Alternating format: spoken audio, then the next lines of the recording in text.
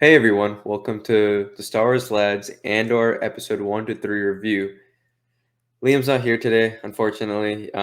He wasn't able to find a spot where he could send me his video or come on and join me for this recording, but rest assured, I will do my very best to give you the full Star Wars Lads experience when it comes to reviewing all the Disney Plus shows and hopefully in the future movies once they come out. But yeah, this is the latest Star Wars show that we've gotten, and it's the first since Bad Batch season one premiere, I believe, to have 3 episodes come out. And when I first heard of the delay, I was very upset. I wanted this was supposed to come out end of August. Now we're approaching the end of September, but I understand why now because these first 3 episodes, before I even get into how I felt about them, they play as a movie, like an origin movie for Cassian Andor within the Andor TV show, which in of itself is a prequel origin to the version of the character that we see just before he makes his heroic sacrifices, just before he becomes the man who's willing to sacrifice everything for the galaxy in Rogue One. And I don't know, I can see why the delay happened now because these 3 episodes, if there weren't, the ending shots of each one, they could have flowed perfectly into a movie. It was engrossing. It really was. And I think before I want to even dive into each episode, I do want to make a note of saying that the hype for Andor was fairly minimal till Celebration, till we started hearing the Nicholas Britell music, which sounded very interesting and unique. Started seeing a little bit more of the images, the posters, eventually the trailers. So if you've been hearing about Andor but haven't necessarily seen it shoved in your face to the same extent that we get with Mandalorian or Book of Boba Fett or especially Obi-Wan Kenobi, that doesn't necessarily mean that this is like a smaller, cheaper show. This is the show that feels like Star Wars taking its next step, its next venture, its next expansion. And even if this isn't necessarily what mainstream Star Wars will be looking like in the future, the fact that the show can provide the foundation for other shows to be like this, for other movies to be like this, is amazing. Like, and that's how good these first 3 episodes were for me. And movie or not, just yeah, just so many cool things. So yeah, let's just dive right into the episode breakdown. There's no titles for these, but they're not called parts like the Obi-Wan Kenobi show was. Um, Interesting choice, and the descriptions don't really tell you much, but yeah, let's get into the first episode. Starts off with a very, very Blade Runner-esque vibe, and I don't mean just like, oh, aesthetically. I mean the music, the synths they're sending me. There's something about them. Like anytime that cue comes up throughout those 3 episodes, I'm just like transported away to the very first scene, which is obviously a huge plot thread connecting all 3 of them and progressing all the way towards the end of those episodes. And it's still not entirely resolved, obviously. It is our beginning action. It is this explosion, the big bang of everything that the series is going to be. But we've got this rain-drenched world of Morlana 1. We got Andor just walking through the rain. We've got like it looks like a red light district of sorts. And again, like I said, the synths are going off. I mean, he goes into like an establishment that if you're a kid, you won't understand, but if you're older, you'll understand. It's like a brothel. It's a mixture with that and a bar. It looks fancy, but it's escorts and services, sure.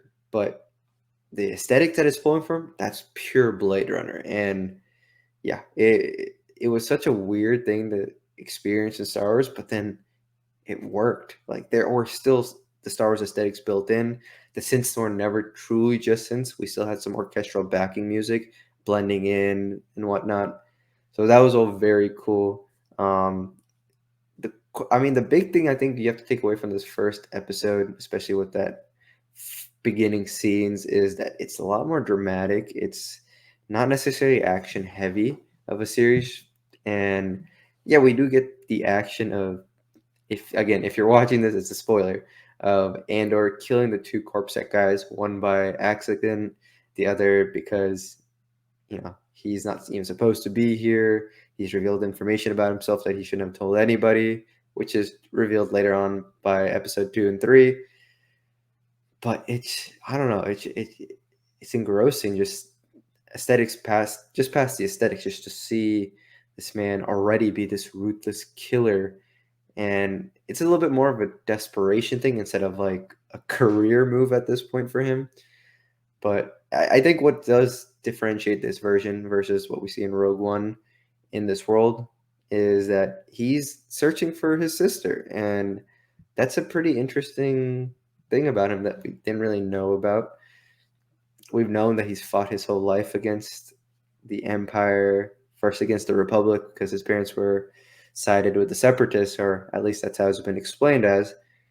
But here in the show, I don't know. It was just I didn't expect him to go for something so emotional, so instinctive. Like I'm searching out and risking my entire life to find out about this person, and the only way I can find out about this person who means so much to me is by revealing exactly who I am.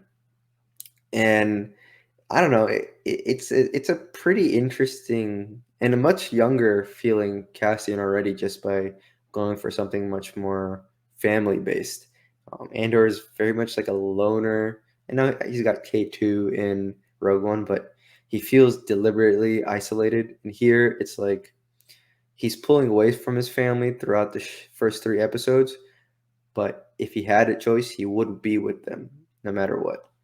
But anyways, I'm getting carried away. That all that stuff was very cool, very interesting. The fight scene, it's gritty. Like it really is the best way I can describe that as. Like there isn't anything significantly like jumpy or crazy like we saw in Obi-Wan Kenobi. It's this guy scrapping around in the rain. One guy just dies from Cassian just headbutting him, and yeah, I don't know. It's very low stakes and has a little bit of the Jason Bourne camera movements, much cleaner than just pure shaky cam. But I don't know, it was just so strange seeing a corridor hallway fight because Cassian kept on looking at these guys while he was in a brothel, and there's no like big galactic stakes. It was just angry drunk dudes who came up to him, who tried to mess around with him on the name of authority, being the local enforcement, the cops of this moon planet system or whatever. And then Andor just goes crazy on accident, and then he has to finish the job, and it was such a shocking start. Yeah, it was all very cool. And I am focusing a lot on this beginning because the threads of that just carry on throughout the rest of the episodes. And the rest of the first episode is really just an exploration of Ferrix, setting up this world, some of the people that Cassian knows, Cassian creating steps for his story of where he was. Um, there's some cool things. I don't think after that initial beginning that anything else is anywhere near as gripping, but it's because we take so much time figuring out what Ferrix is like, all the alleyways, all the people. Yeah, you become absorbed into this world, which, by the way, Ferrix looks so cool. It is very working class, feels like coal miner and industrial and scrapyard all mixed in with the poorest of the poorest, a very slum-like world. But because we get to interact with these characters and we spend so much time, it feels much more lived in than we ever got with the Tatooine in Book of Boba Fett, in the movies, and Obi-Wan Kenobi. I dare say I don't think there's ever really a planet in The Mandalorian that is already this engrossing. And this was just from the first episode. So I really appreciated that. But I think if you're looking for a reason to continue past that initial shock and maybe the environment alone isn't working for you, try to connect to like the storylines that are starting to happen. Like the people affected by Andor already have their storyline. There's the characters of Bix, who seems like an on and off again lover that are currently separated from Cassian. I really loved her performance. I need to check her name real quick, but Adria Arjona. I hope I'm saying that right. Already very compelling of a character in her own right. She's playing the same sort of game as Cassian, but not necessarily with the same stakes. Just more of like trying to get all these equipments and deals whenever ships come around and selling it on the black market. And it's an interesting angle to show that these two characters, while they're divorced in public from their personal relationship, are still attached at the hip for all the consequences. There's the other person at the shop, Tim, who appears to be in a relationship with Bix at this point in time, but is also very suspicious of what Bix is doing and her relationship with Cassian. Pretty interesting dynamic that was formed there. The star of the supporting cast so far is B2EMO. I was not expecting him to talk. He has an interesting voice, a little bit of a stutter. It's like power bank drainage and being old, I guess, but it does add a little bit of personality. I love how the internal mechanism of him moves around and he goes up and down, a little bit left and right. A lot more mobile than expected. We see like Corellian hounds. We see a lot of aliens here too, even if they're not up front and center. Look very cool there. Yeah, I mean, episode one basically ends with Andor desperate, and we get a lot of the Ferric stuff there. But the third big storyline is the corpos and the sergeant, or I don't know, like the sergeant, lieutenant, whatever his position is. We don't really know his name or whatnot, but we see him introduced. He gives his report about the two corpos that Andor has killed, and no one has really identified him at that point. And his supervisor is like, I'm going to a meeting. Just write up some report, make it look good, move a couple bodies around. We're great. Nothing too amazing, but just make it fine. And it's nice because I love the corpos are some of the oldest pieces of Star Wars media, Star Wars creations, and I like how they've been brought back into canon, especially as this like second tier local militia, but organized with some imperial funding. It was like that in Legends, but having them visualized here, we saw them in Shadows of the Sith and all that. It's all very cool, and I don't know if I truly love the costumes. It feels a little too biker leathery, little less utilitarian. And to its credit, the show also has this lieutenant character making himself look the part, even though he's ultimately a scared, fearful man who's unable to actually lead these people that he's in charge of. He can only intimidate others, but kiss up to other people at the same time. I don't really have a strong idea or grasp of who he is. I know he's going to be obsessed with Cassian, especially with the events of episode 3, but he's a goody two shoes, like the kid who at the end of class, if the teacher's forgotten about the homework, reminds the teacher, it's like, hey, we have homework due, and then everyone hates them. And we see him kind of like push his power on other people, but then being nervous around superiors and this mission that it becomes so absorbing for him.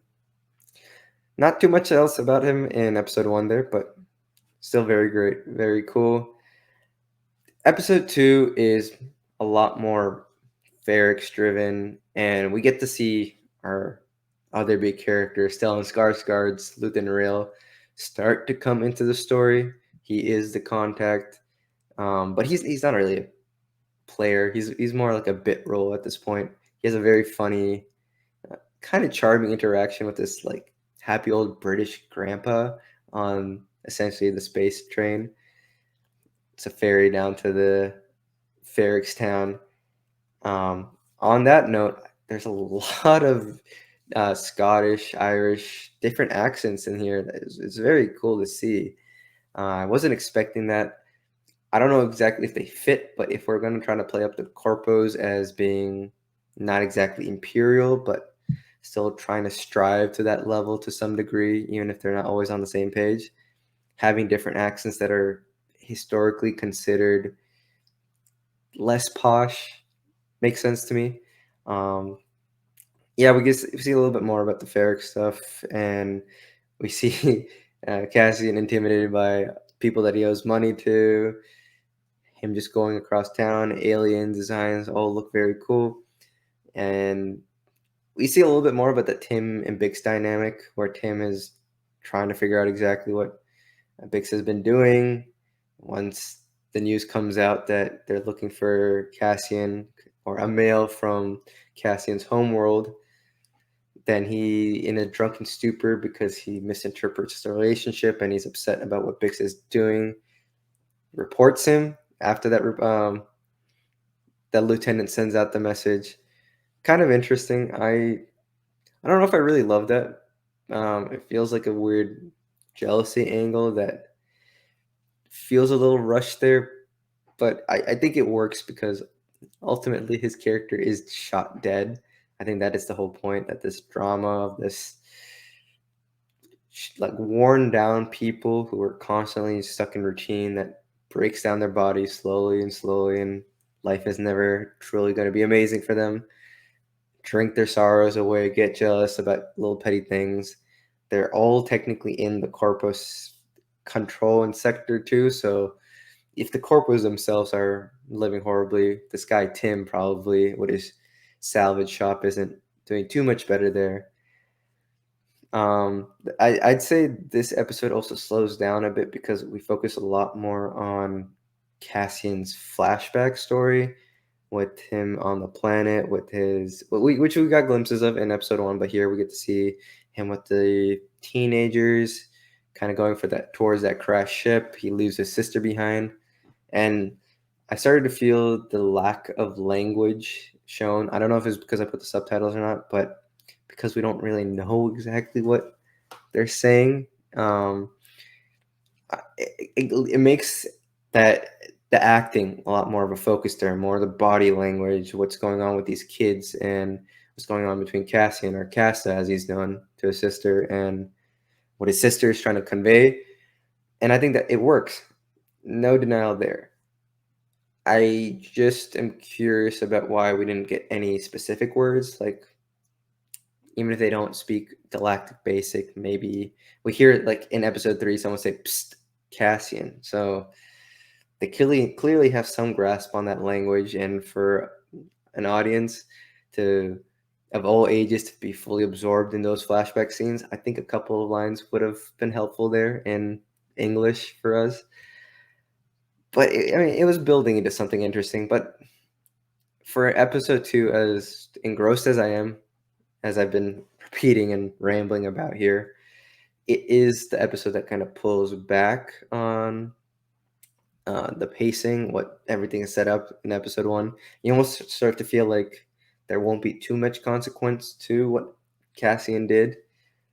But then, it corrects itself with episode 3. And episode 3 is, yeah, great. A lot of episode 2 also dealt with the lieutenant finally meeting someone who works on the ground level, like a sergeant who has respect for him and like kind of hypes him up too. And we see our guy struggle to motivate all these troops that are sent down, all these corporate troops that are sent down to Ferrix, the same way that the sergeant is. So again, I'm really liking how they're playing up his incompetence and awkwardness in a lot of different parts of his personality and his behavior.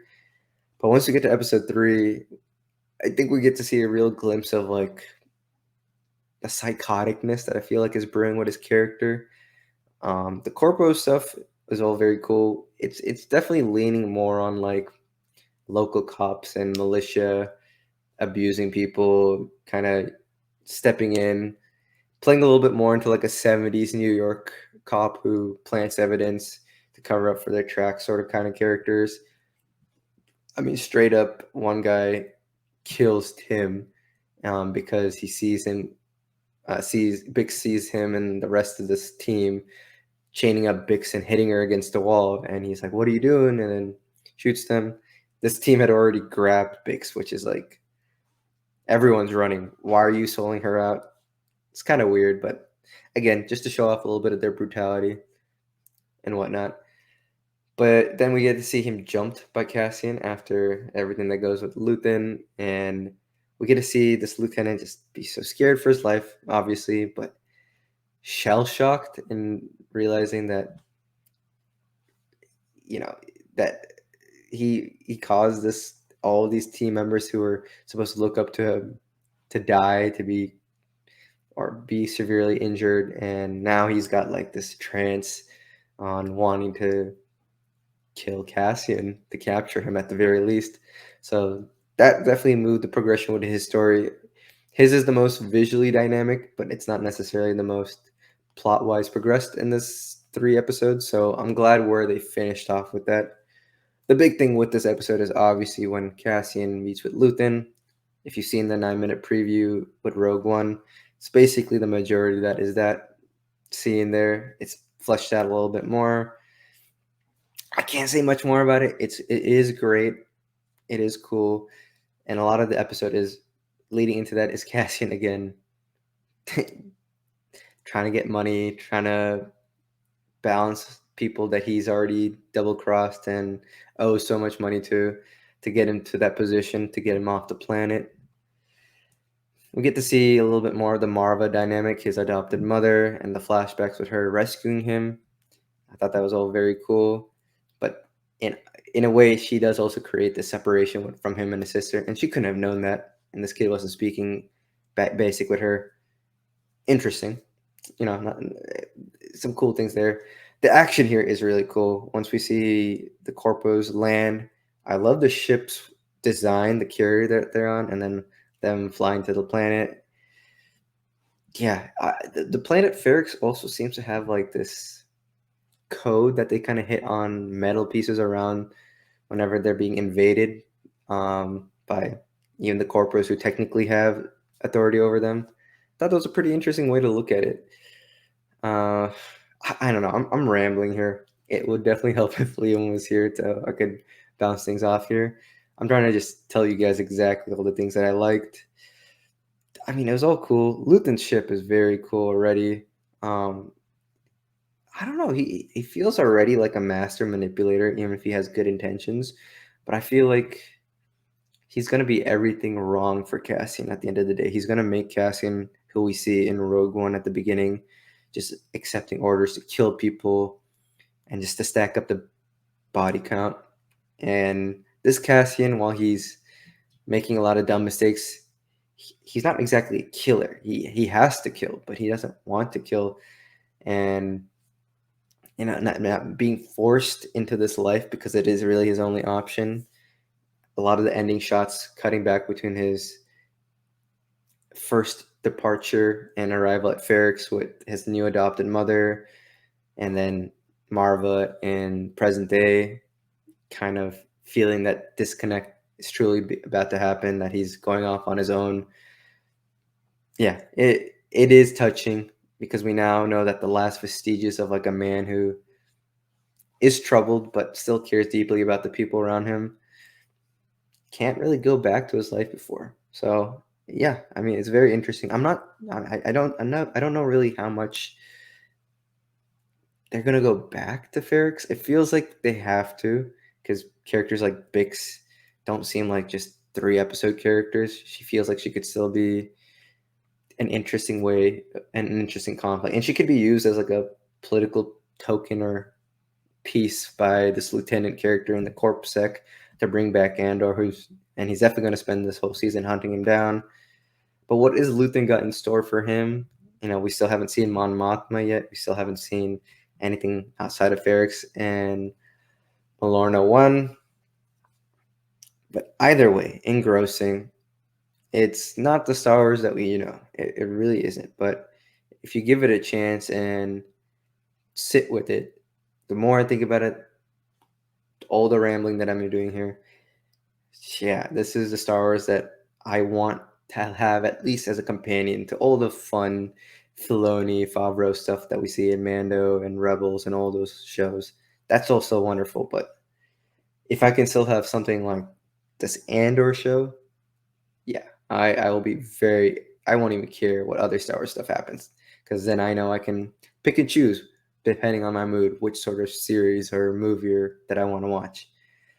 Yeah, I can't really give a score for these episodes. It's still too early, and I don't really want to go into predictions and speculations because, in a way, this is kind of a closed loop. Obviously, I'll speculate stuff with Luthen and Andor's beginning missions as a rebel and what it means to be a rebel at this point in time. Is there a lot of alliance work? Is Mon Mothma very tied in yet? Who knows? That stuff I'll save for predictions and speculations, hopefully with Liam as well on Friday.